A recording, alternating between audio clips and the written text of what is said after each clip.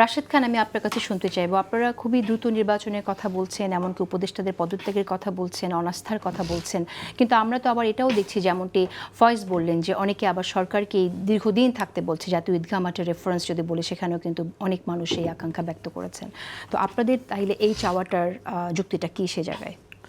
ধন্যবাদ সবাইকে। গণ অধিকার পরিষদের পক্ষ থেকে শুভেচ্ছা। ফয়েজ ভাই যেটি বললেন যে আমরা গণমাধ্যমের সংবাদ দেখছি যে মানুষ চায় সরকার দীর্ঘদিন থাকুক, এবং ঈদগাহ ময়দানেও তিনি একই চিত্র দেখেছেন।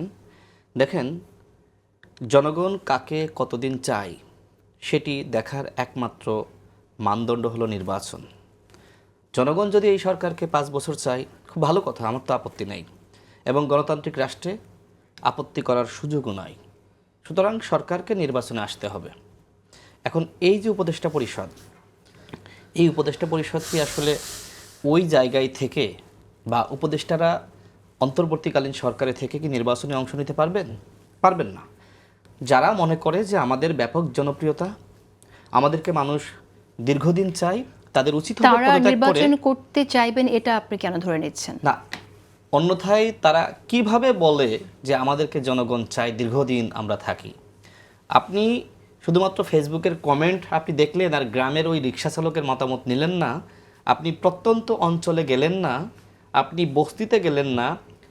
রমজানের সময় প্রত্যেকটা জিনিসের দাম সহনশীল পর্যায়ে ছিল, সত্য। এরপরে কি অবস্থা?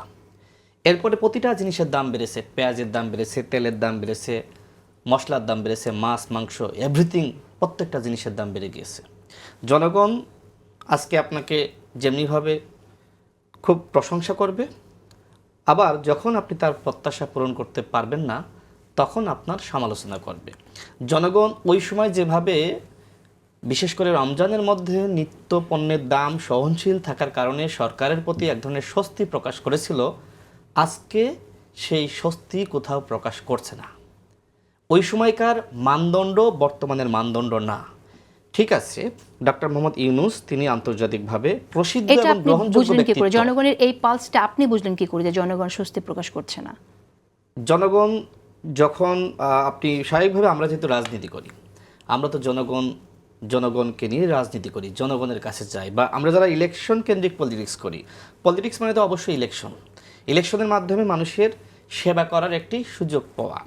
ইলেকশনের বাইরে থেকে হয়তো আপনার সংকীর্ণ পর্যায়ে বা অল্প বিস্তরে কিছু সেবা করা যায়, কিন্তু আপনি যখন জনপ্রতিনিধি নির্বাচিত হবেন, তখন জনগণের জন্য আপনি বৃহৎভাবে কাজ করতে পারবেন।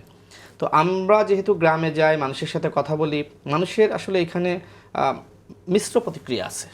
সরকারের প্রতি সন্তুষ্টি যেমন আছে, দ্রুত ইলেকশন চাই সেটিও আছে।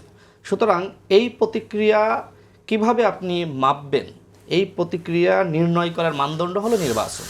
সুতরাং এই উপদেষ্টা পরিষদের কোনো উপদেষ্টা যদি মনে করে থাকে যে জনগণ আমাদেরকে দীর্ঘদিন চায়, আমি মনে করি তাদের উচিত হবে ইলেকশনে আসা। তারা ইলেকশনে আসলেই বোঝা যাবে যে জনগণ তাদেরকে আসলে কত সময় চায়। কিন্তু সরকার তো ইলেকশনের কথা বলছে, যে সরকার ডিসেম্বরে ইলেকশন দেবে। আমি কোন ইলেকশনের কথা বলছি? আমি বলছি এই উপদেষ্টা পরিষদের যারা মনে করে জনগণ আমাদেরকে দীর্ঘদিন চায়, আমি তাদেরকে বলছি যে পদত্যাগ করে আপনি ইলেকশনে আসেন।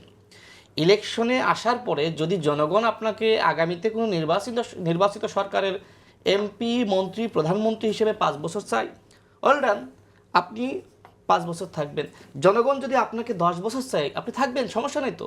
হাসিনা 15 বছর ছিল ইলেকশন ছাড়া, আপনি ইলেকশনের মাধ্যমে আপনি 20 বছর থাকেন, আপনি 50 বছর থাকেন, কোনো আপত্তি নেই, কিন্তু ইলেকশনের মাধ্যমে থাকতে হবে।